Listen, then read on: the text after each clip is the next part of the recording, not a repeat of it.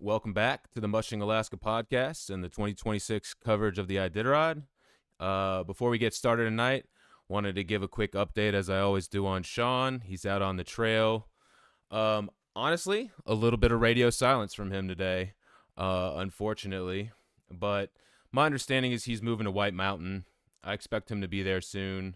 And I'm excited for him because that means he gets to see literally every single team from the front of the pack to the back until they finish. So I'm excited for him. The other thing I wanted to say, on the last broadcast, I mentioned that we were hoping to reach 1,000 subscribers, and in less than 48 hours, you guys added almost 150 subs. So that's just incredible. I wanted to acknowledge that. Thank you. Like I said in the last broadcast, we're not really chasing numbers or anything. We really do this for fun, but seeing the likes and subscribes makes it a little easier to keep this going with the logistics of me living 4 hours behind Sean and pulling it off. So just wanted to say thank you to all you guys for tuning in, and we appreciate that. And then I wanted to give a quick I think we're going to update the format of the podcast to be like this as well. So it'll be dependent on the guest, and their comfortability of, doing it live. But I was telling Sean that I think this is starting to work out, and he was really excited. So with that being said, let's have me shut my mouth and welcome on the boys. Excited to have back Eddie Burke and Josh McNeal. Welcome on, fellas. Let me first pitch it to you, Josh, and I realize I got to update these names real quick. But Josh, what is catching your eye out there on the race so far?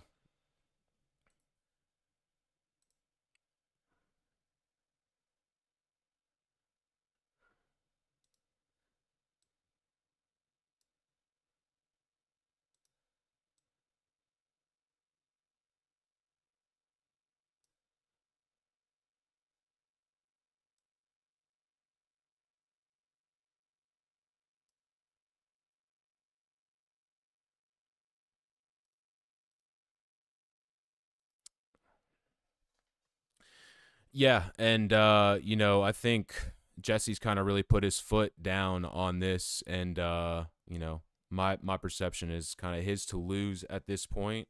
He's got a nice 30-mile cushion to Travis Beals in second place, which I have to say, I mean, I'm super impressed with Travis being up there in second. Eddie, what are your thoughts on both Jesse being up there in the front, and then seeing Jesse also? I mean, Wade went from the shelter cabin past Shaq Tulik and Blue Koyuk. So just thoughts on how some of these top three positions are shaking up.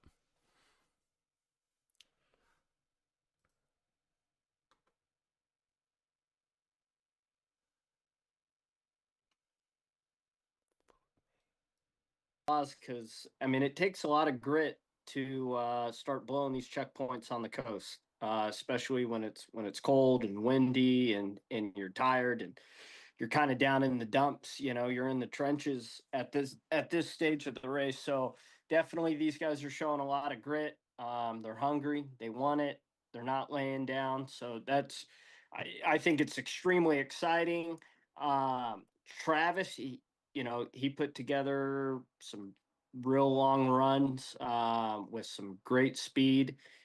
It's starting to show a little bit, leaving Koyak, but that's to be expected. I mean, you're late in the race, and he had a trim down rest, and he had to make some moves and to catch up. But you got Jeff Dieter with the fastest run times up the coast right now. I mean, which is really impressive. He banked a lot of rest early, so that's obviously paying off for him.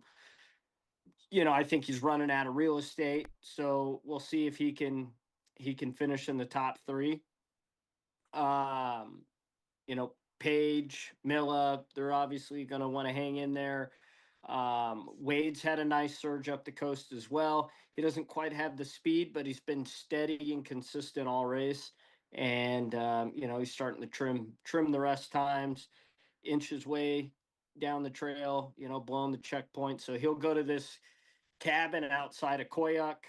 I'm assuming, he's probably going to do around a 3 or so, and boogie on up to Elam. And then I guess that's kind of where things get interesting. Usually we'd have front runner teams blowing Elam. This year they got an overland trail. It's a little bit longer. It's a little more hilly. It's been kind of slow going for everybody. No one's really had that great of speed besides Travis and Jeff. But I think that's starting to change. I think for Travis, and we'll see how long Jeff's speeds last. But I just think with that run to Elam being a little longer, or at Elam being a little longer, I think we're going to see a lot of teams shut it down there.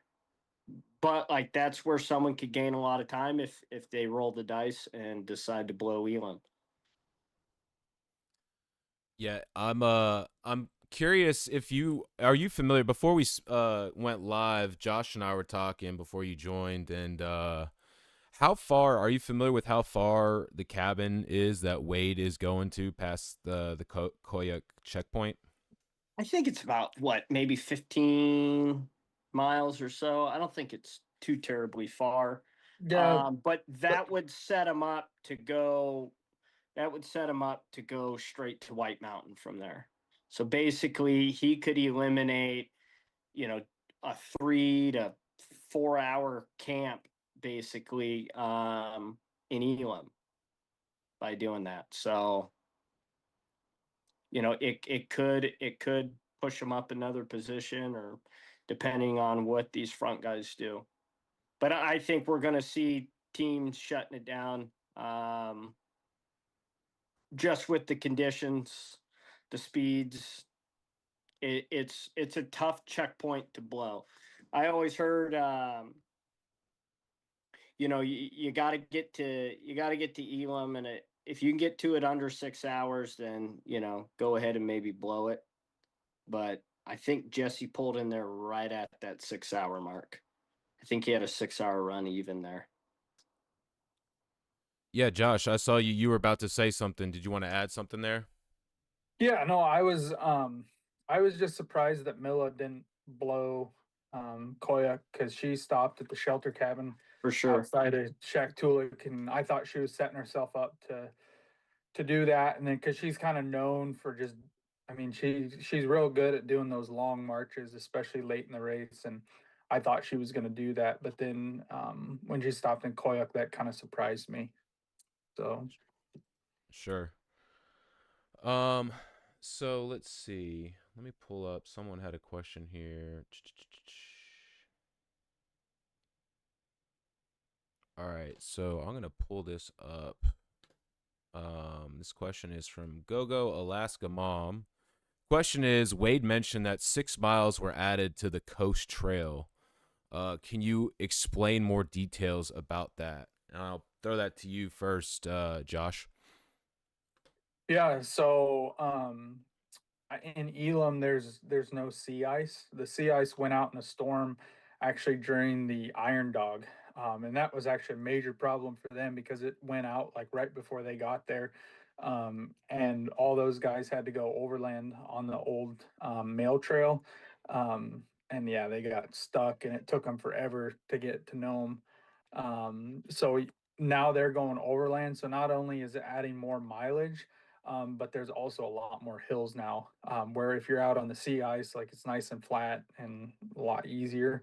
But now they're going to have to go overland, which adds distance and more hills for them to have to deal with. And kind of like Paige was talking in one of her interviews, how they talk about going up over the Alaska range and Little McKinley, but a lot of times they don't talk about these little portage trails that have like these huge steep uphills that don't have any names, and so that's kind of what it's going to be. Yeah. On that note, I was just watching that last video of Paige and Koyuk, and she kind of was talking about slow and sticky conditions. Um, Bruce was interviewing her and was kind of like trying to get out of her what was gonna come, and she was just like, "There's no chance I'm going to White Mountain from here." She's just like, I don't have 100 miles in me. It's not happening. She mentioned dropping her lead dog back at Shaq Tulik. Um, and one thing that kind of stood out to me with Paige, I feel like maybe the race is really starting to affect her. I feel like she just came across tired. Now, granted, a lot of the mushers at this point are tired and have come across that way, but um, it made me kind of feel like maybe the push to finish a certain position is not of a concern anymore. What are your thoughts on that, Eddie? Yeah, I got the same vibe. Um, there's kind of two things you can do on the coast. You're either maintaining or you're racing, and I think you know a lot of them they're maintaining. Just with the slow conditions, everybody's kind of got the slower speeds. You know, I think Paige even mentioned it. It just seemed slow from Takatna on, and so all the teams are just kind of in this travel mode. Um, and it's tough getting them out of it, and you got the exception of Jeff now. That's probably the only one really racing up the coast. Everybody else is kind of more in maintain mode. So yeah, it gets tough. You're deep into the race, you're tired, you're worn out. Everybody's kind of feeling the effects of it, and but that's where kind of some of these moves like Wade blowing Koyak, it can just kind of be a little, I don't know.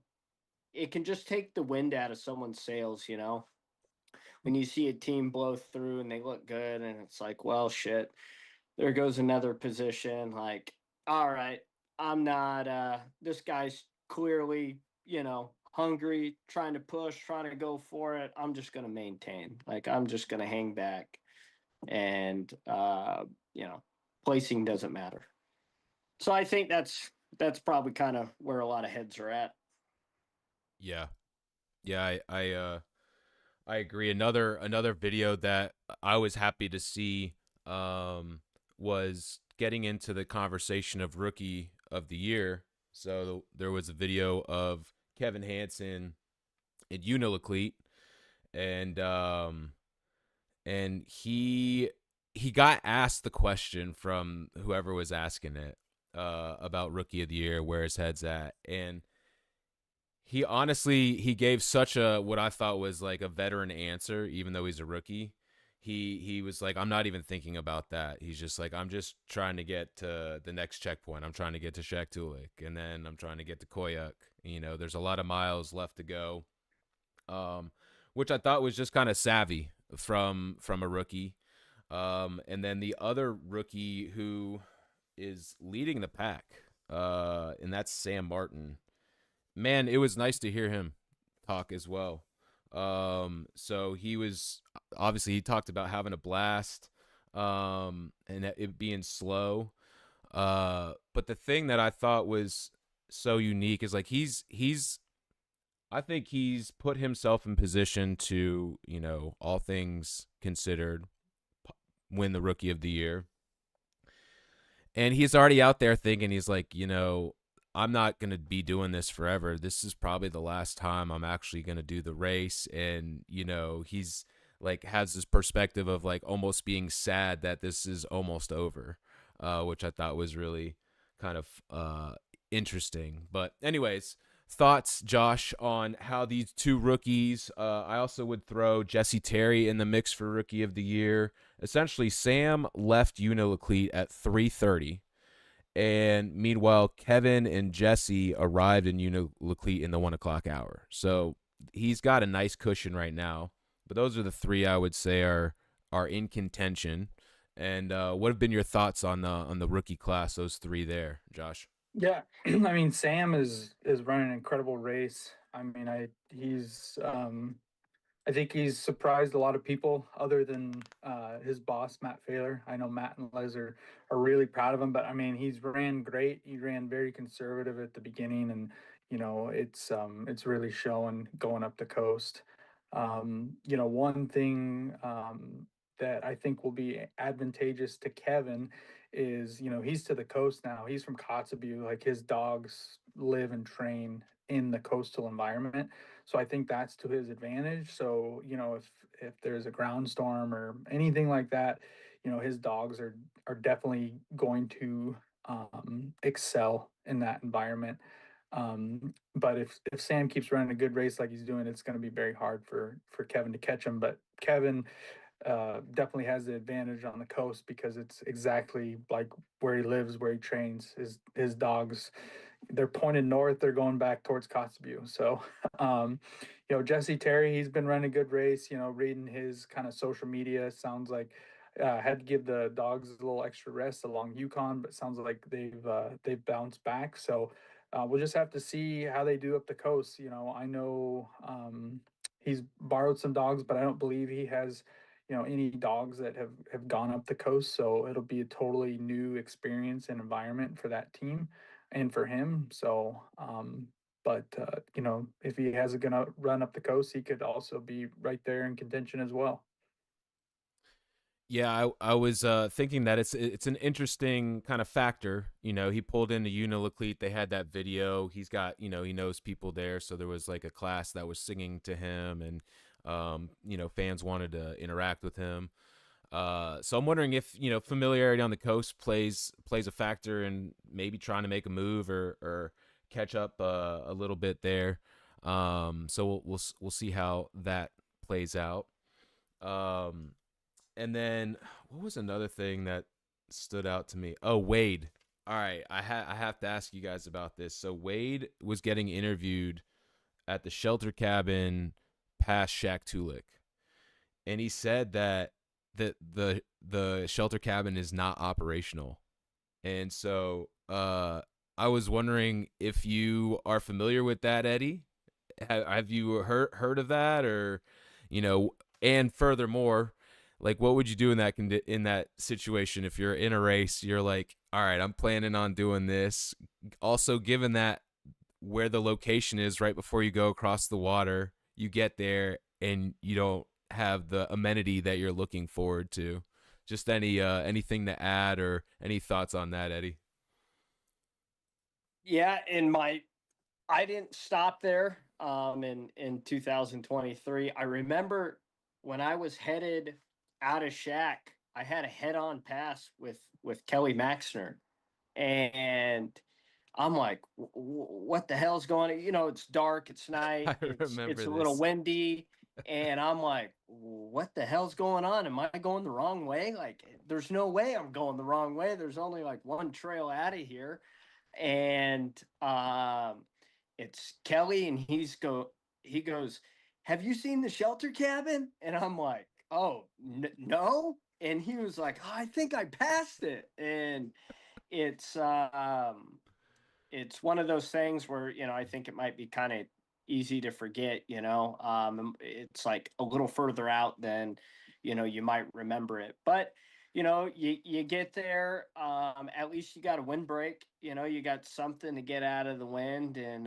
you can go in there and sleep. um, but Wade's tough. We're used to just sleeping on the side of the trail in our sleeping bag, out and fully exposed to all the elements. So at least you got a place to go in and keep you out of the wind. Um, so I'm sure it wasn't too big of a deal, but sometimes those little things where you're like, oh, I get to the cabin, hopefully the fire's going, I can dry out my gear. um, Especially Wade, he's been blowing checkpoints and stuff like that. So you start going several runs out of a checkpoint, you haven't had a chance to like just take your clothes off and dry them out, and everything's kind of wet or damp, or you're cold. It's nice to do that every once in a while.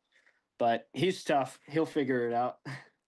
I just, that has to be so aggravating to have that expectation, and especially before you start that track over the sea ice. But Josh, did you want to add anything to that? Oh yeah, I mean, just when you have something in your head, like like I remember my rookie year when we were going back over the Alaska range, I was looking so forward to getting back to Rainy Pass because they had the nice musher quarters there, and basically running back over the pass, and then we get there, and they're like, "Oh yeah, the horses are here. You can't stay here. You got to go, a couple miles out of the checkpoint," and you're like, "Son of a bitch!" Like I was so looking forward to drying my gear off, and so yeah, that's a bummer for Wade, but like Eddie said, he's they don't call him Iron Wade for nothing, so he'll be fine. Nice, nice. I love it. So we got one question just talking about, this is from Abby. Can you speak to the mental state mushers are in as they enter the final pushes? I imagine the exhaustion is overwhelming. How do they or you overcome and make the choices for their team? And before you answer this, I'm gonna throw this first to you, Josh. Um, the last interview that I saw with Wade, he seemed out of it. He seemed tired. He seemed very sleep deprived. He was realizing, I think, for the first time that he was in third place, right? So yeah, Josh, if you could just give us some perspective on what the mental state is at. We're 700 and change miles into the race at this point. Yeah, so you're pretty much in a zombie state is the best way that I can put it. I mean, the only thing that you're pretty much just running um, off of just muscle memory of okay, we're gonna get to the checkpoint, we're gonna take booties off, we're gonna feed the dogs, we're gonna sleep for a sec, and then we're gonna booty the dogs.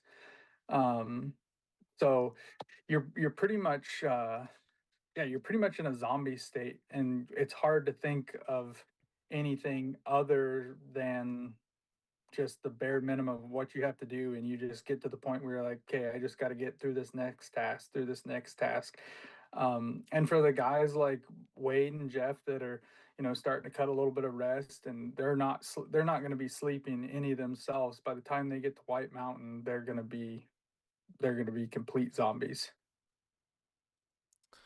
Eddie, you want to add to that?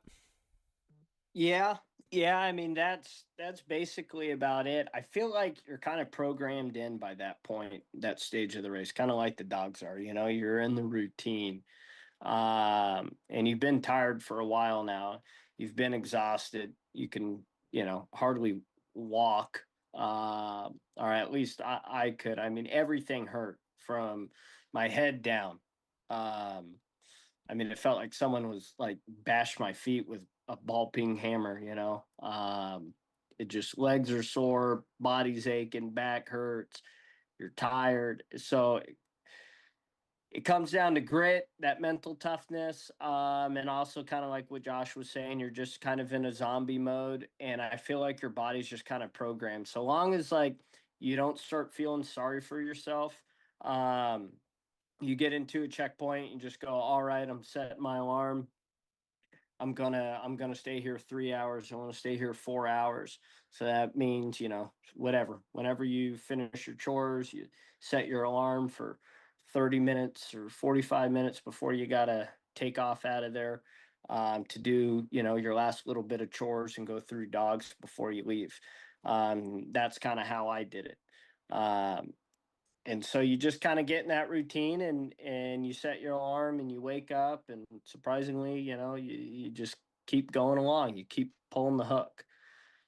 So it's impressive what the human body can do.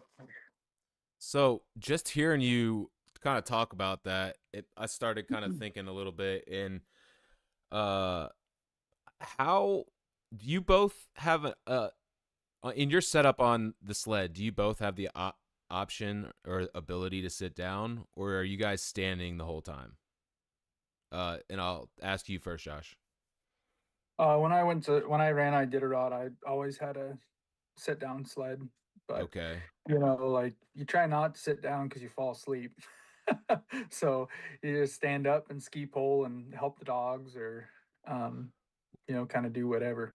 Well, just like hearing how, how tired and your body is so sore, I would imagine that your body is even more wrecked if you're on a sled where you don't have the ability to sit down and you literally are forced to being standing the entire time. Eddie, any thoughts on that? Yeah, I put my tail dragger on, the back caboose section, where it provides a seat. I put it on for the very first time when I ran Iditarod. I never ran a race with a tail dragger on my sled. And when I got to Iditarod, I I mean for 3 years I never had one. So I was just used to standing, and I remember I got like deep into the race and I'm like, shit, I could sit down. Like, but then by the time you get to the coast, um there's so many hills and just different kind of terrain, uh that sitting down really isn't that much of an option. um I think the only place where it'd probably do you some good is maybe on the Yukon. But yeah, you're standing, you're trying to stay awake, and sometimes there's absolutely nothing you can do to stay awake. Like your body is just crashing on you. I mean, I remember coming into Golovin, there's a steep downhill, um, and it was dark, and I remember it's kind of all sloped to one side to where it kind of rolls off an edge, and it's all glaciated, so it's like glare ice. Your sled's wanting to go towards the edge, and you're bombing down this mountain or large hill. Um, and I remember I was nodding off going down that, and I'd wake up and just be hauling ass, and I'd be like, oh shit, and get on the brake, and you'd be like, there's how can I be falling asleep right now? I'm like doing something dangerous, sketchy. Your adrenaline should be going, but your body's just like shutting down. So I remember that was like the one of the most tired points for me in the race was that run to White Mountain right before you get to Golovin, and then whatever, you work through that stuff, and then all of a sudden you feel fine. Jeez. Yeah. I don't know how you mushers do that, especially as long as this race is, and it's impressive from the sleep deprivation aspect to what you put your bodies through.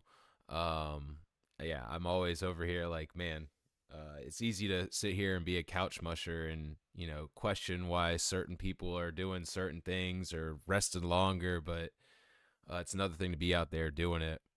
I wanted to also bring up, we got a question about this. And you were talking about it, Eddie. I actually asked you about this the other day, Josh, so I'll kind of pitch the question to you. Is Golovin always a checkpoint? Can you add some depth to Golovin, and why is it even on the map? I don't feel like they're even really stopping there.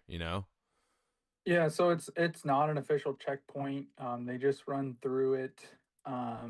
So like there's no volunteers or drop bags or anything there.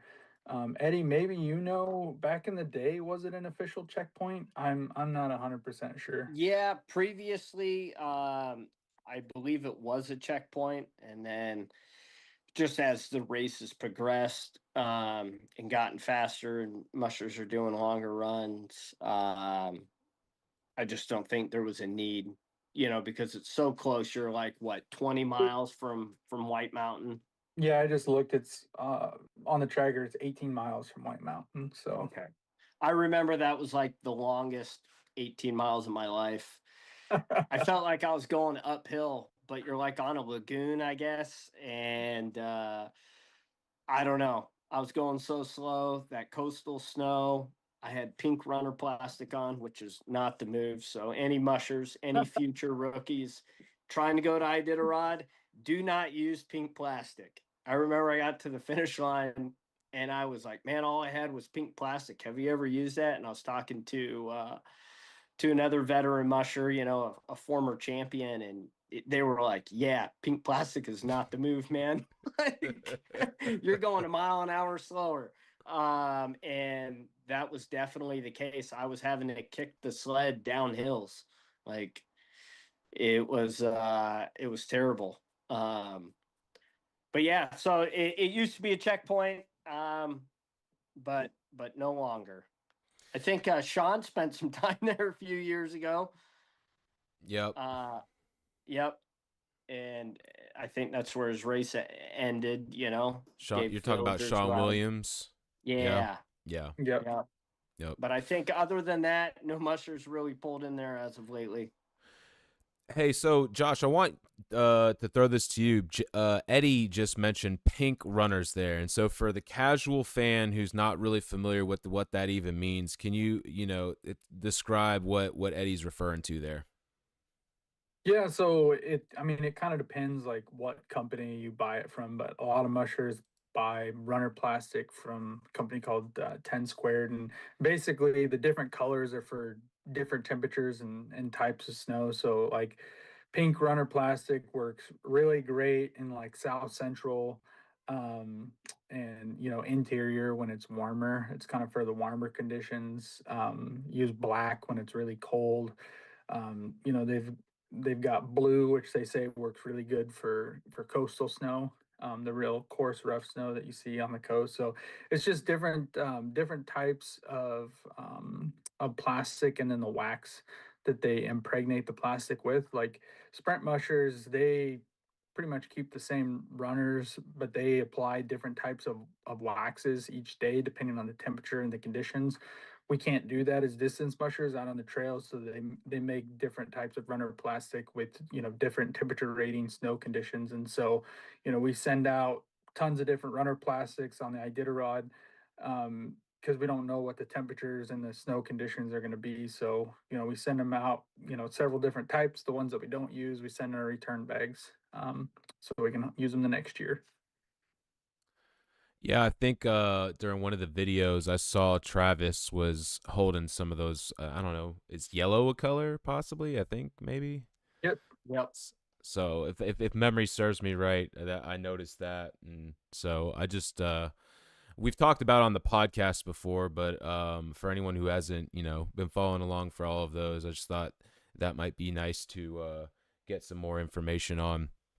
One thing I wanted to kind of speculate on a little bit, and I guess, like I don't want to jinx anyone or anything like that, but I was starting to kind of take a look at the most improved musher and was kind of like trying to come up with a list of some possibilities just for clarity. And this is if the internet is right.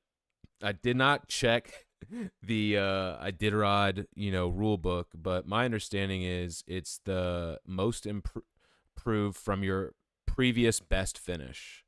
So like maybe you've done 3 races ago, you got 5th, but maybe you've gotten 7th or 8th since then. It would still be comparing it to that 5th place finish. But the person that was kind of standing out to me was Hannah Lyric. She's only done this one time before.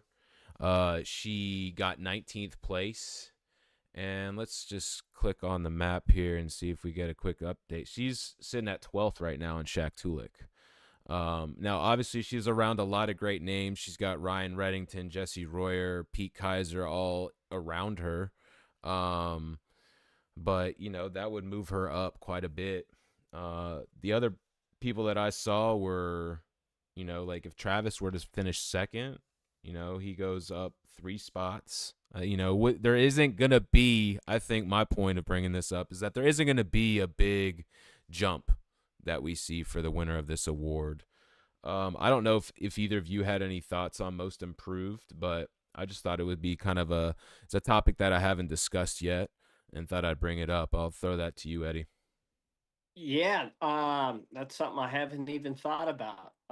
That award kind of, it's something that we easily forget about. Maybe Laurel Eklund. I wasn't sure what his last year's finish was, but he's sitting right around 10th place the last time I checked. So he could potentially be one. That's a Yeah, good one. Hannah's having a He last got 14th. I'll just interject real quick. okay, so Yep. potentially he could go up 4 or 5 places. So Which he might be the only person that wins it 2 years in a row. That would probably be a new record. because he tied Because the previous time. he tied last year, yeah. Yeah. There you go. Shit. Um, Hannah, yep, she's having a great race. She's someone that was real conservative early on, and she's just been kind of picking her way back into the mix of everything. So she's a former rookie of the year. Yep. Yep. And while we're on the topic of Loro, Josh, I wanted to that's like someone that lives close to you, that you're pretty close with and friends. And I haven't done a lot of talking about his race. So just wanted you to maybe kind of talk a little bit about your buddy there and give us some of your perspective on how he's done this year.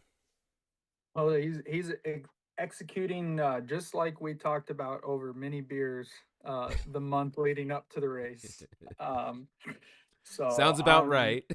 yeah. So no, Loro's he's having a really great race. I think when he went into the 24, he was in 15th or 16th place, and along the Yukon and then over to the coast. I mean, he's just been really, really consistent. He's sitting in 10th place right now, and I mean, I would say he's in a pretty comfortable 10th place right now. Pete and Hannah and Jesse and Ryan are going to have to push pretty hard to catch him. Now, those are all very, very talented dog teams and dog drivers. But at the same time, Loro's got, I think, an opportunity to pick some people off too. So no, Loro, it's been really fun for me because we spent a lot of time, the month leading up to the race, just talking strategy and everything. And, he's doing exactly what he said he was going to do. And, a lot of these people have talked about how they've been changing their race plans. And I mean, Loro has executed everything perfectly that he said he was going to do before the race. Nice. Yeah, I mean, we had him on, gosh, I think it's been like 2, maybe 3 years ago. And he's such a fun-loving guy. I don't know how you can't like Loro, first of all. But when we had him on, he kind of seemed a little more green. He was just kind of getting into mushing, and I feel like he's got a lot more race experience, and to kind of just see his growth has been fun for me as just like a casual fan. So one question. Oh, go ahead. Oh, for me too. Like Loro is just the kind of guy. Like when you think about Iditarod, about kind of how it used to be too. Like Loro just he fits that. I mean, the guy lives with lives dogs year round. In the summer, he's up on the glacier in Juneau doing tours with his dogs. He comes home and he's going out on the Tana and the Yukon with his dad and trapping beavers for his dogs. And they built a trapper cabin this fall out on the Tana River and caught a bunch of fish for their dogs. I mean, the guy just he when you think of what an Iditarod musher really used to be, like a bush guy, I really think of Loro. So it's just awesome to see how he's progressed and that he's doing really well. I love it. I love to hear it. I appreciate you breaking down his race and just adding some depth on how he's doing.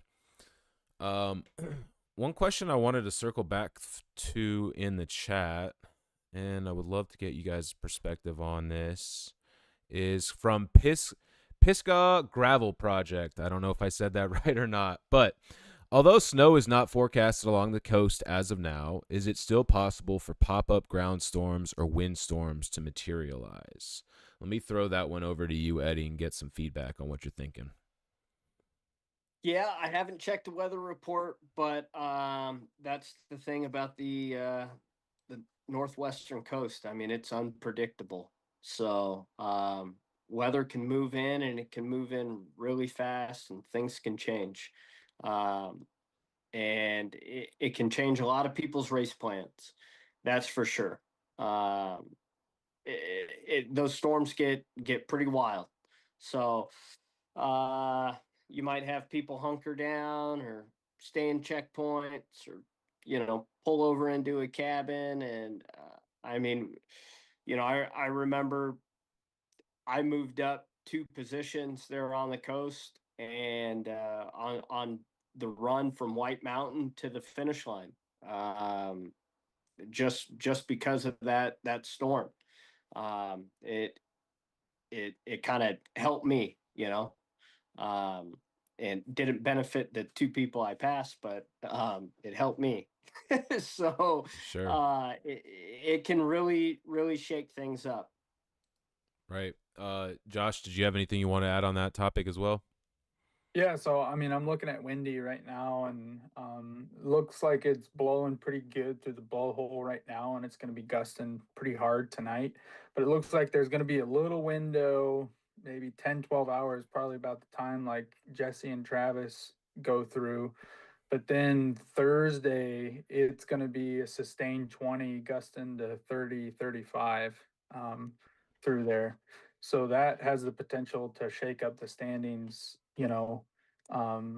later in the race. And, I'm looking a little further down the coast towards safety, and it's going to be gusting to 40 on Thursday. So it doesn't look like it'll impact the front runners too much, but kind of the middle of the pack, we could really see some shakeups there between White Mountain and safety if we get some good ground blizzards coming through there. Got you. I appreciate you looking up the weather too. That's unfortunate for the middle to the back of the pack. It's like we don't want to see anyone suffer, right? But like maybe make it a little bit harder on Jesse here as he's trying to get to know him first, kind of thing, just to make things a little bit interesting for us.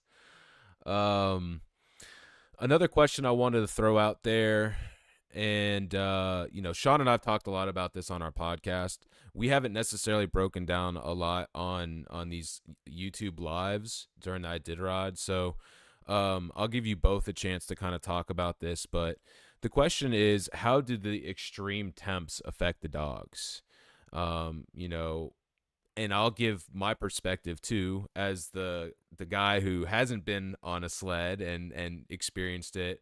My thought when Sean was telling me this is like, he's crazy. These dogs are, like, you're probably, this isn't right. It's too cold, kind of thing. Like, I have no perspective. I've never seen it. I don't know anything about it. But like, what I've learned from Sean and our guests through the years is they thrive in this. So I'll say that, but I'll then pitch that to you first, Eddie. Yeah, I mean, your kind of main concern in the cold is because it can zap them a little bit more if you're not taking the proper steps to provide, the right feeding program, keeping jackets, making sure, everything's protected, especially in this wind. They're wearing jackets and foxtails and things like that, flank protectors. So there's just a little bit more care that the musher has to do on their end. But the dogs do like the cold, I mean, I think 0 to 20 below is really ideal for a dog. When you start getting in the, 30, 40, 50 below, things start getting a little more extreme. And you just got to make sure hydration in calories, that you're getting that into the dogs. So just a little bit more care, but the dogs, they don't really seem to mind that much. It seems to be more us, the mushers, that it affects. Yeah, I've heard Sean say that time and time again. He's like, the problem isn't, the weather for the dogs, it's the weather for the human, right? And I think a lot of mushers use it as an excuse. Like, sure. You get tired and you get late in the race and you look out there and you're like, shit, it's 40 below. And you're like, you know what? Dogs need a little more rest, and you go inside and start sipping Tang and take a nap. When really, if you went out there, they're jumping off the straw and ready to go. Nice. Josh, what do you want to add to that? Yeah, I don't want to repeat too much of what Eddie said, but through some of the interviews, it's made it easier on the dogs through the heat of the day. There really isn't a heat of the day right now. I mean, obviously they got the sun beating down on them, but it's just made it easier to travel during the day, and yeah, it's been way harder on the mushers than it has the dogs. Right. We got a comment that I thought was funny. I'll pop up kind of what I was saying earlier. This is from Tony. Shout out to Tony. She said something needs to be hard for the trail this year. um so, for the casual fan, when we get a comment like, something needs to be hard, like, okay, let's take the perspective of a someone green, right? Okay, it's been 30 to 40 to 50. We've heard even a little bit colder from some other mushers, right? So that seems pretty extreme, right? And so I guess I'm wondering what you would add. Like, what about this year's trail hasn't been as hard as other years? That's probably what I'm trying to say. And let me throw that to you, Josh. I mean, the most obvious thing is there's just snow everywhere. I mean, there was snow through the burn, there was snow on the Yukon, all the overflow that was there, that was frozen. That was a big thing that people talked about last year. Like you listen to the interviews, no one's complaining about the trail. The only thing that they're complaining about is that the trail is slow. Yeah. Which, I mean, I think that honestly plays into why we still have people with such big teams. I mean, you see some of the size of the teams that people are getting to Caltech with. I mean, it's pretty impressive. There's a lot of dogs that are, that are making it down the trail. There hasn't been any extreme weather events or sandstorms like last year, or 30, 40 miles of running through dirt through the burn, or they're just, I mean, nothing is easy about the Iditarod. But I think just the amount of snow that is all over Alaska this year has definitely helped make the trail better for the dogs. Sure. Sure. And anything else you wanted to add on that, Eddie? Yeah, I mean, they're just. I guess what Tony's saying is there hasn't been anything dramatic that's Yeah. happened, Yeah. Agree. Yep. and but for all the couch mushers out there, nothing dramatic needs to happen to make this race tough. I mean, it's like Josh said it. It's tough enough the way it is. I mean, the terrain you're going over, the distance, the temperatures. Um, Even if it was 20 degrees and sunshine in the whole time, it would still be tough. It's a whole different set of challenges. Yeah. So, this year it's a slow trail, and Josh mentioned this with the big teams. Uh, he's 100% right on that. You get more teams to the finish line on a slow trail, but that it has to be a slow trail with a base. And that's what we have here. We don't have, like, dogs aren't walling through the snow. They're not falling in on punchy stuff. That's where dogs can overextend and you can hurt triceps and wrist and things like that. It just seems like there's a couple-inch cushion on top of the trail. It's real cold, so everything's kind of sugary and gritty. And that's what's making it a slow trail. But there's a good base there, so it's a safe trail. And it's definitely a contributing reason why there's so many big dog teams in the race, and we always see that with the Kobuck 440. Ed Eaton kind of always preaches it to me, and I'm like, I stay at his house, and I'm like, man, can you guys get the trail breakers there and go from Ambler to Cayena? Get that trail in because it's never traveled, and he's just kind of like, because it's more work for them. They got to fly more dogs. If it's a hard, fast trail around there, there's a lot of scratches and a lot of dogs going home. So usually they just kind of put in the trail right before the mushers, and it creates a tougher trail for the musher, but it's kind of more beneficial for the dogs, I guess.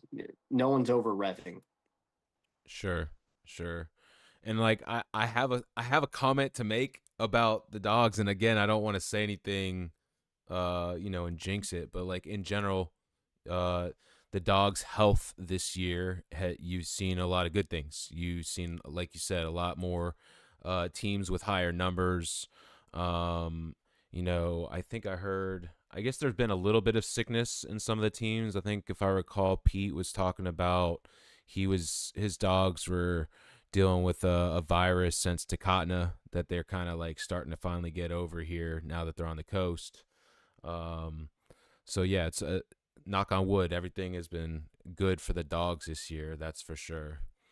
Yeah, Um, and oh, I mean some of the smaller teams that you might see traveling up the coast, it might be that people are just want to booty less dogs. I mean, bootying 13, 14, 15 dogs at 40 below, and these guys are on their 16th, 17th run. You take a couple dogs out of the mix, it'll make your mood a lot better having to booty a couple less dogs. Yeah, and it doesn't really mean you'll be slowing down either. And I've had these conversations with Mitch.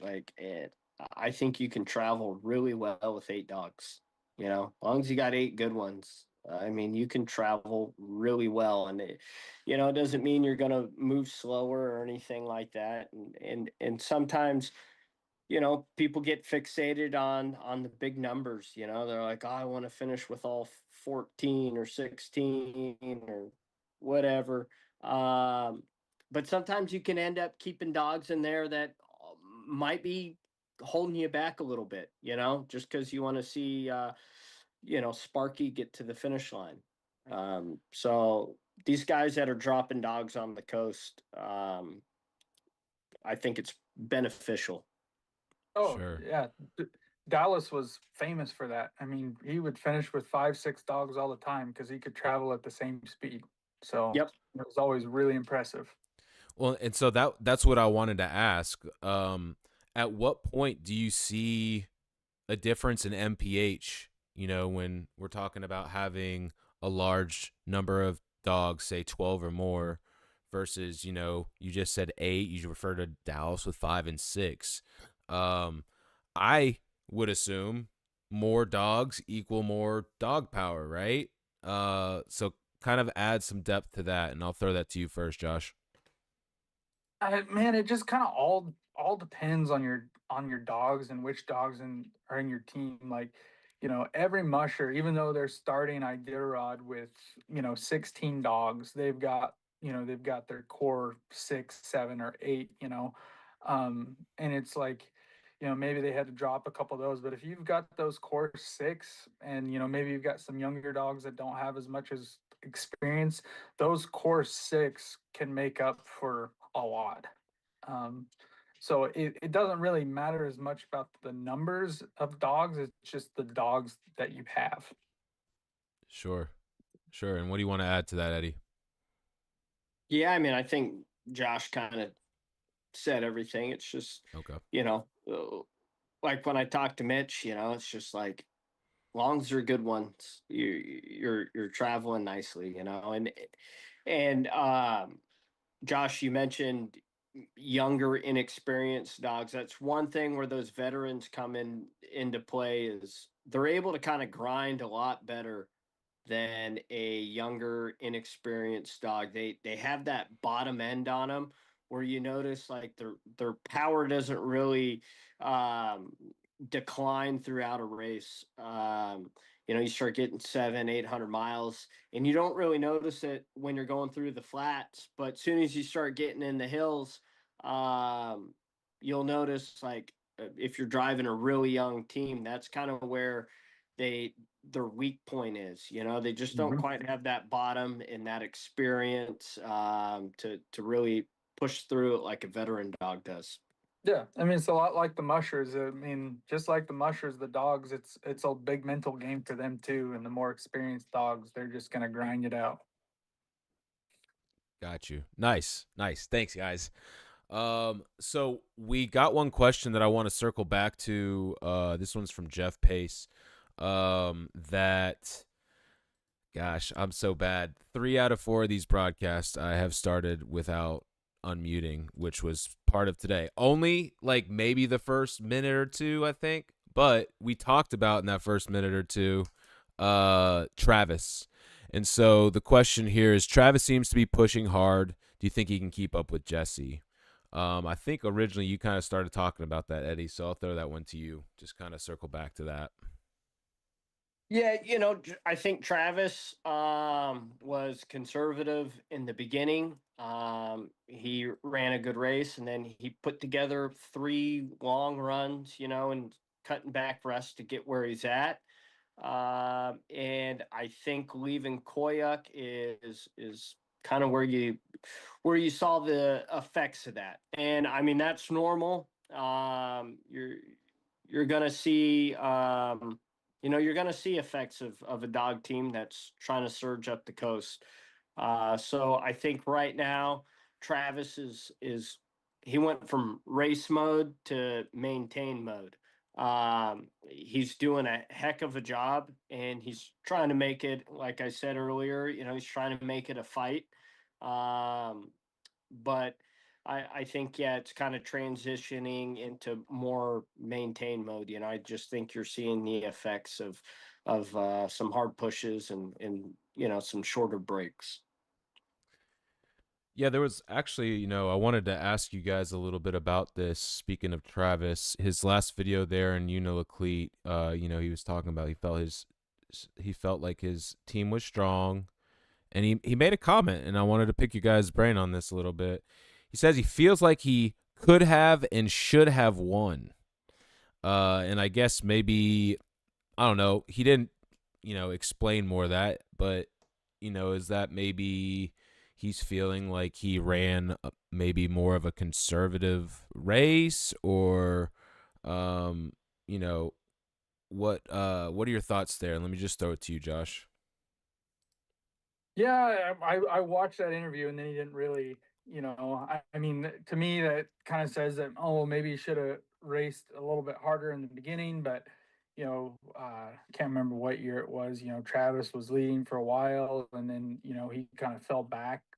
So I think Travis is still just this kind of learning, but, there over the years, there has been several mushers that have had teams that should have won, but just because you have the team, you there's a whole lot of decisions that you have to make correctly, in order to win, even if you have the dog team that should have won, and a little bit of luck too, honestly. Sure. Yeah, I mean, his sentiment to me was from Koyuk, like it felt like he was like, if I could, I would, you know, talking about trying to make a big, strong push there to White Mountain. So I kind of agree with what you were saying there, Eddie, where it's more, it's shifting not to press, but to maintain. And, I do think that he has set himself up well to, if things go, as they should for him, hopefully, that he should finish second. I feel good about saying that. He's got a nice little cushion still. What are we looking at? I mean, I don't know. What do you guys think? Is 13 miles with Wade coming behind you? He's also pushed through Koyuk though. Like that's where I go. I think given what Wade's done, I think that bodes well for Travis to finish in second. Do you want to talk a little bit about my analysis if it's any good there? I'll throw it to you, Josh. Yeah, so I mean, if Wade stops at the cabin like we think we are, I'd see that Page just left, so he's got a 25-mile lead over Page.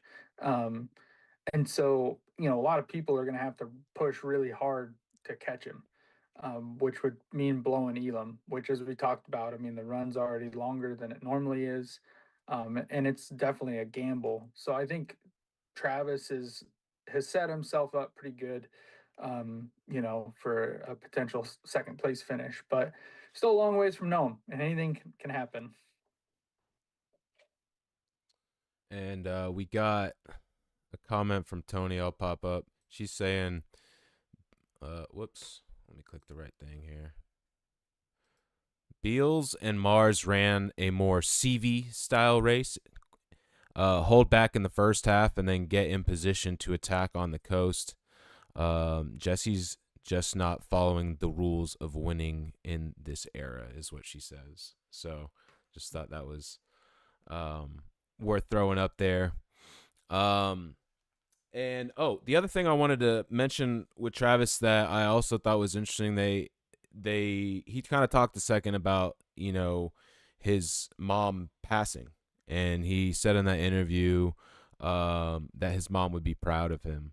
And I haven't really talked about much about him dealing with that during this race, but certainly an X factor out there. We talk about like the mental side of things and the sleep deprivation and all of that, like having that as like a fire or inspiration, motivation, if you will. I just kind of thought that was kind of cool to hear. And, I'm sure for anyone in that situation, it's not easy, but I'm sure it's also a little bit therapeutic to be out there on the trail. And as I've heard so many of you mushers talk about, it's like, it's finally like when you get out there, like the stress is gone, you're finally like on. I've heard so many times, which I think is insane, that you guys think of it as a vacation. But Well, I mean, you gotta think of, like, for Travis, and I mean, hats off to Travis. I mean, he's got, 2 kids. One of them's a newborn. He's got, his own business. Um, oh, what's happening? Whoa. Well, let me pull me up. I think we lost Eddie there for a second. Let's see. Do not Am I panic. still around? There we go. There we go. Let's see what happens when we get the 3 back. You are still around. I just got to fix it. So in the meantime, Josh, if you will serve a little bit filler on that question, and I will get it fixed. No, I was just, Travis, he's got 2 real young kids, family, small business. Just really impressive what, he's put together for this year. And his performance in the Iditarod. Just like that, fixed. Whew. You Damn, guys throwing you're me for quick. you guys throw for me one live right now. Come on now. So one thing that we haven't done is I do want to, and I'll throw this out there for those of you who are watching live. We are a little over an hour in, so probably going to start moving towards wrapping things up. But if you have any more questions, feel free to throw them in the chat. But I do want to take a little bit of time, like just looking a little bit more at the back half of the pack. So, you've got that group in Shaq Tulik that we talked about earlier: Pete Kaiser, Hannah Lyric, Jesse Royer, Ryan Reddington. And then, I was just kind of like noticing, okay, Grayson's running again. Okay, so the Red Lantern we haven't talked about at all.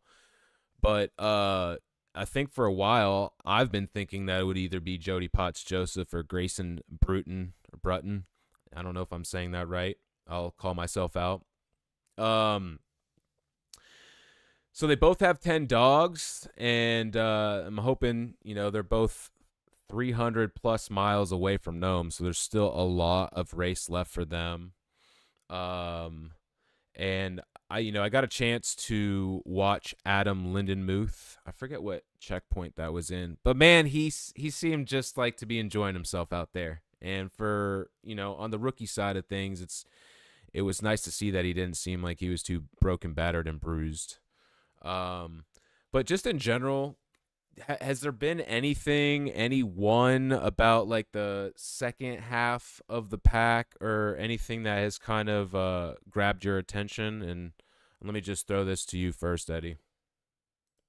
To be honest, I haven't paid too much attention to the back of the pack, but I mean, hey, we've only had one scratch all race, right? So I think that's really impressive. I think these back of the pack mushers and rookies have been doing. Sorry, I got dogs going crazy outside. I think they've done a really nice job of running a steady schedule. Like, I mean, they're keeping up with the flow of the race. Last year we had teams being withdrawn from the race for falling too far back. So this year, I think the rookies and back at the pack mushers, you got some veterans back there as well that are doing a really nice job. Yeah, and I do agree. Like, I feel like the spacing out of the mushers in the back of the pack is not nearly as large as it was last year. It looks like Eddie had to run out to the dog yard. um, so yeah, I've been excited to see that, and one thing that was kind of grabbing my attention a little bit earlier, the race between the Mackies, I guess, if there's a race or if there's competition in the family. But for a while there, Brenda was leading, and I was like, oh, okay. Jason's run the race quite a bit. And it looks like he's now ahead of her, but he's only ahead of her by 5 miles, and he's resting and she's running. So, I guess that's kind of like a fun family, storyline to see, like who's gonna get to Nome first. And I'm sure there's a little smack talking going on there. And then one person that I haven't seen a lot. I need to check the videos. I don't think I've seen much from him. But I'm always impressed with Chad Stoddard. He's running, I believe, like a puppy team from the Boozer camp. But he's sitting there in 19th, and he's still got about 250 miles left. But I think that he's run a very steady race as well. He's sitting pretty with 13 dogs, and I'm sure he's doing a good job taking care of them. So yeah, the just me kind of trying to cover some of the names throughout the leaderboard here. I know I've probably spent more time on that front half of the pack, which is easy to do. I guess I would just throw this out there to you, Josh. I know I just asked you, Eddie. Is there anyone we haven't talked about that you might want to, just mention a little bit about, or anything that's caught your eye? And I guess before you answer that, I'll add from the chat, thank you for reminding me. This was, who said it? I lost it. But a reminder that Gabe is also running the race, having lost one of her parents as well. So that's just kind of going back to what I was saying about with Travis too. But yeah, Josh, is there anyone else that we haven't mentioned that's worth, kind of just giving some props to or anything? No, but it's funny that you mentioned that. I don't think I've seen a single interview with Chad. Maybe I missed it, but Chad is an excellent dog driver. Have a lot of respect for him. He beat me for rookie of the year, my rookie year. So, Son of a gun.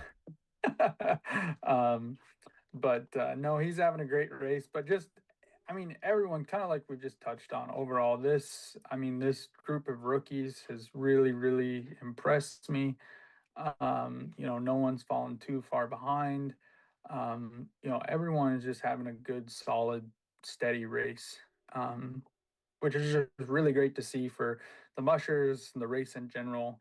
Because if you look the last couple of years, it's been, the numbers haven't looked great as far as finishing percentages. So it's just really great to see everyone moving down the trail good. Sure. So just kind of ask a couple of questions from the chat and kind of wrap things up.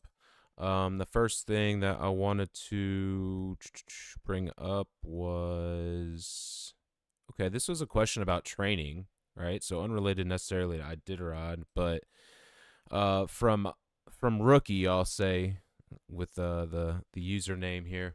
Question about training. I train dock dogs, and we have a seasonal cycle, a yearly muscle building routine growing stronger by competition season. The question is, when do Iditarod dogs start serious training to peak? And I guess I'll throw that out to you, Eddie. So we typically are, a lot of mushers, their training starts, August, September, fall time. Temps gotta cool. So if you live further up north, your winters might start a little earlier than people training down in South Central Alaska, like Jesse Holmes, out on the Denali Highway in Brushcana there. He's getting cooler temps a lot quicker than we are, so he's able to keep his dogs moving almost year round. Um, so it varies a little bit between mushers and their styles, but typically fall time, late August, September, peak. Um, I don't think you really want your dogs peaking until they're in Iditarod. I think that's kind of a lot of our goals. We want them finding that kind of extra gear, that extra stride, somewhere down the Iditarod trail. But that training starts, September, stretching them out, working on muscles and tendons, and then you start kind of transferring into working more on their cardio with their heart and lungs, and there you go. And then you got races coming up, so you're just kind of, Connect 200 first race of the season. So then you're kind of preparing them for that, and then so your training might be um, somewhat geared to that. Just making sure they have the miles, making sure they have the base, and then whether you're going to the Cusco or the Copper Basin, your training will vary from there. Trying to get some camping trips on them and get them prepared for a 300-mile race, and so it's just kind of it's stepping stones throughout the season. Josh, anything you want to add there? Yeah, I think it just kind of depends too. Eddie kind of touched on it, what your goals are. I mean, some teams they only run Iditarod, and so like their peak training, I guess, is around the beginning of February, and then they just kind of taper off and take it easy leading up to the race, just keep their metabolism. But if you're, like doing Connect 200 and Cusco, you're putting on a lot of really tough miles there, kind of the last 2 weeks of December, getting ready for those races. So just kind of depends on what your goals and what you're doing for the season. Right. And like Sean and I have talked about on the podcast before, how you know you the races leading up to the Iditarod, they're all, most of them are, with the exception of a few of them, they're like 300 miles or less usually. And so the training for a 200 or a 300-mile race is going to be much different than, if you're going for the Yukon Quest for the 750, or, if you're going for a 1,000-mile race. So, I appreciate you guys adding some depth to the question there in the chat. And then let's see. Oh, now, this question is talking about weather. Let me find it so I can pull it up. So how drastic, from Jeff, how drastic can the weather change from the front to the back of the pack? I feel like, in general, my perception this year hasn't been too bad. I feel like front and pack are kind of experiencing similar things. There hasn't been like one part of the race where, like, okay, this section of the trail got hit harder than another. But in general, I'm sure there are fun stories there about, certain weather only affecting certain parts of the race. So just add some thoughts there, Eddie, on the difference in experiences that can happen out there, and whether it's the Iditarod or really any of the races that you're doing. I mean, Iditarod has brought a lot of crazy weather and situations to the race. Things, yeah, you could have beautiful weather in the front pack, and all of a sudden a storm moves in, and it'll cut teams off right there, and you'll see teams shut down in Shaktoolik for 24 hours, or even longer. We had I remember we had teams, I think it was the early 2000s, maybe. There was only like 7 teams, I think, to get at a rainy pass, and this terrible storm moved in, and those like first 7 or 8 teams, that went through. Um, experienced great weather. And then the storm moved in, and everybody else that was kind of coming in behind him, they got held there for quite a while. And so like there was people that finished in the top 10 of Iditarod that year, just purely almost because they got lucky. They had like really no business being up there, but the race was shut down for over 24 hours. So they already had like a 24-hour lead on the rest of the field. So we've had all sorts of crazy things happen throughout the history of this race. Crazy storms, I was gonna jump in here as you're saying that. It reminds me, actually, I think it's Sean's year. My brother, 2020, wasn't that the Elam 11? Yeah. Yep. So Sean had the misfortune of having to end his race, and what he was met with was like this massive field of overflow that him and two other mushers got stuck in, and in the middle of the night, so they couldn't see anything. And I guess like the weather that came after that, I think 11 mushers stayed in Elam. I don't know for how long, but it was a significant amount of time. Was it at least like a full day? Do you remember this, Josh? It was longer than that, because I remember they tried to leave and they went out and they ended up having to turn around and come back. And I mean, they had Martin Boozer there helping them out, one of the most experienced guys. I mean, they were there for 2-3 days. It was a long time, but I mean, you look at the weather forecast in 2 days, the back of the Packers, middle of the Packers that are going to be coming through on their way to safety, they're going to have a much different experience than the people getting ready to go through tomorrow. Yeah, you kind of talked about that a little bit earlier in the episode. So that would be kind of an example to answer your question there, Jeff, which, hopefully doesn't affect anyone's ability to finish the race. Yeah. So the last question I wanted to wrap up with came from the old fan favorite, Tony. And she has a question. I got to find it. Let's see. Okay. Not an Iditarod question, but throwing it to both Eddie and Josh for selfish reasons. Am I going to get to see either one down here in the Caribou Hills for the Freddy's Midnight Run later this month? LOL. So let me throw that to you first, Josh. And I guess I probably could have started this episode just to even catch up and see health-wise how you're even doing. So maybe you could take the time to give us an update on that as well. Oh, where to even begin? The deep sigh. Yeah, it's been a winter. As far as coming down for the race, no. I will not be coming down for the race. As much as I would love to come down and to our cabin and race, and maybe even take the boat out and do some king fishing.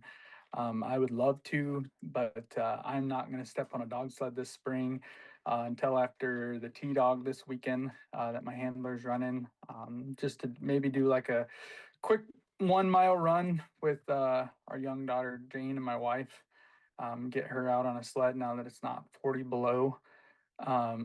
Yeah, shoulder, it's in pretty rough shape. It's popping out of the socket probably about 10 times a day. Right now, both of our trucks are in the shop. One needs a new transmission, and the other one has to have the engine pulled to have the oil pump replaced. And these are not old trucks. And then, yeah, it's just been a tough winter. We lost one of our dogs a week ago to a moose attack. We've got a lot of snow here in the interior. So yeah, our handler James, he's running the T-Dog this weekend, and then after that, we plan on playing pretty low. We may take the couple dogs up and maybe try and do some caribou hunting up above the Brooks Range if I can hold my shoulder together. But right now, planning on having a full shoulder replacement probably in May. But the good news is I didn't sell my whole team. I just leased them out to someone for next year who's going to be running their rookie Iditarod. I won't say who. So I will neither confirm nor deny if I'm getting out of dogs yet. But just giving myself a year to recover from a pretty major surgery, and then Jovi and I have baby number 2 due in July, so I wasn't going to be doing much racing wise next year anyway. So it, I don't know, just taking things one step at a time. Nice, nice. Yeah, no, I was probably could have started out with an update on your health, but it's worthwhile to at least wrap up with that. Eddie, are you going to be down there for this race?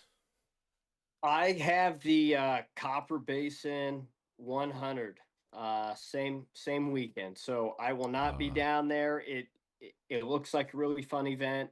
That race ended when I was just starting to get into racing, so I've never had the opportunity to go down there, but it looks like a really fun event. They do the sourdough start, and you got to hook up all your dogs, and it's kind of a big scramble, and they do like an extra $500 to the first team to the road crossing, and it's a good party. It's a good fun dog race. But I'll be going to the Copper Basin 100, and I think that's going to be the last race for us. Gotcha. Nice. Tony says that you're breaking her heart. So you'll have to come down there at some point next season or something. But so I do want to wrap things up with just a quick kind of, we've talked about, we feel like Jesse's got it in the, not necessarily in the bag, but it's his to lose, right? Is there anything that you're looking at least from the top, we'll call it top 5? Is there anything that you're looking at that could, possibly mix things up and shake up what we're seeing, the order of how we're seeing the mushers right now? I'll throw that to you first, Eddie. First off, Jesse, he's sitting in a good position. I think he had a little over maybe a 3-hour lead on Travis or so. So he's sitting in Elam. He can rest his team for 3 hours, which is plenty at this stage of the race. And his team looks strong. Jesse still looks good. He looks good physically. Of course, there's going to be effects of the race, and it's going to be wearing on you a little bit. But like, Jesse's driven, focused. He's hungry. He wants a second win. He called me on the phone, and he seems to be in a really good place. So it was a lot of fun chatting with him.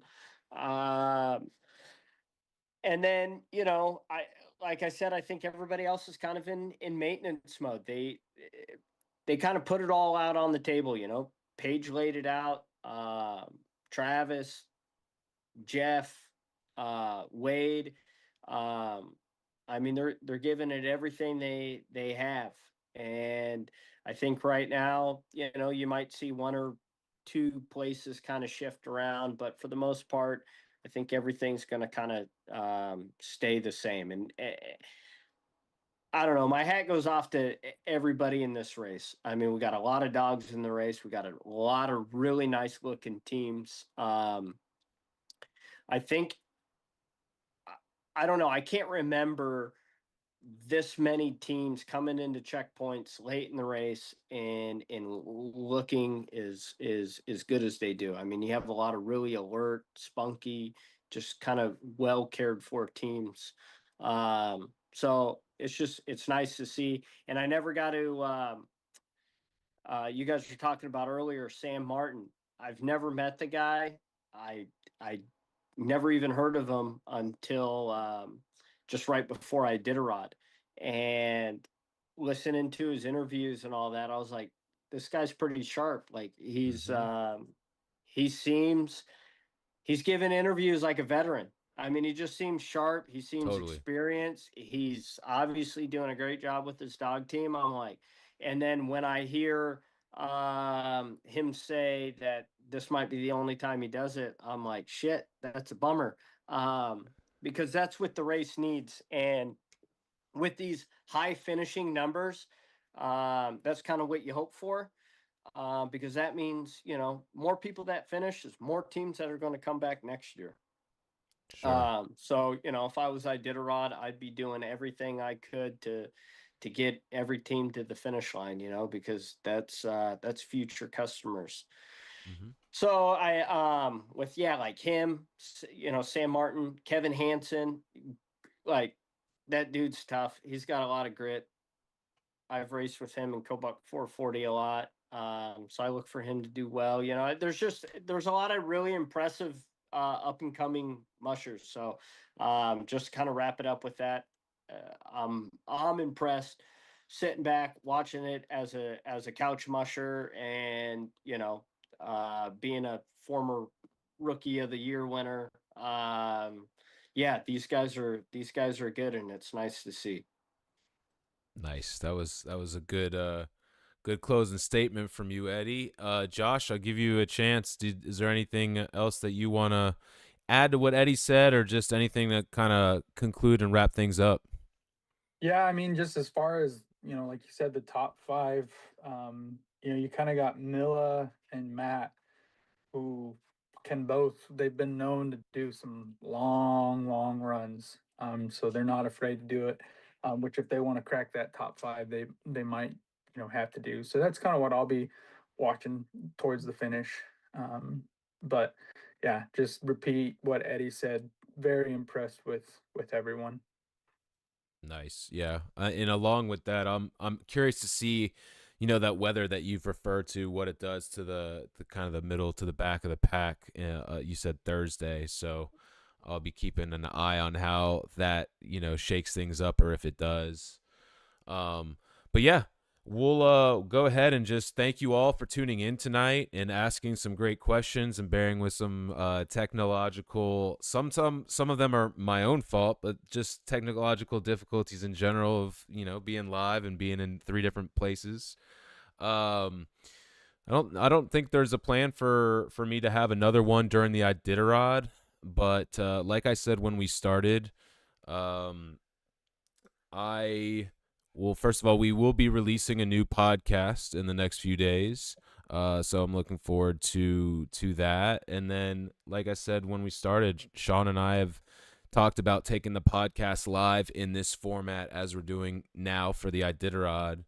Get a chance to schedule it and get a chance to, give fans either a chance to submit questions ahead of time or come and watch live and ask in the chat as you've done tonight in the last three times I've done this. So we're excited to get that off the ground and move to that format. And so, yeah, thank you guys for the support and tuning in this year. And until